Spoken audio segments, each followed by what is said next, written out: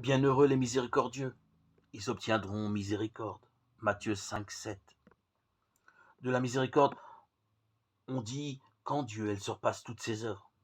Et c'est pourquoi un homme miséricordieux est un homme véritablement divin. Car la miséricorde naît de la charité et de la bonté.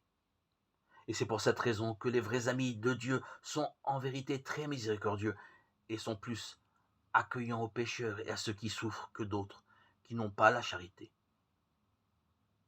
Et comme la miséricorde est née de la charité que nous devons avoir les uns envers les autres, d'homme à homme, si nous ne l'exerçons pas, notre Seigneur nous en demandera un compte particulier au jour du jugement dernier. Et à ceux en qui il ne trouvera pas cette vertu nécessaire, il refusera son éternelle miséricorde. Ainsi qu'il l'a dit lui-même, il ne fera état d'aucune perfection, se bornant à les blâmer de ne pas avoir été miséricordieux. Cette miséricorde ne consiste pas seulement en don, mais elle s'exerce aussi à l'égard de toutes les souffrances qui fondent ou peuvent fondre sur ton prochain.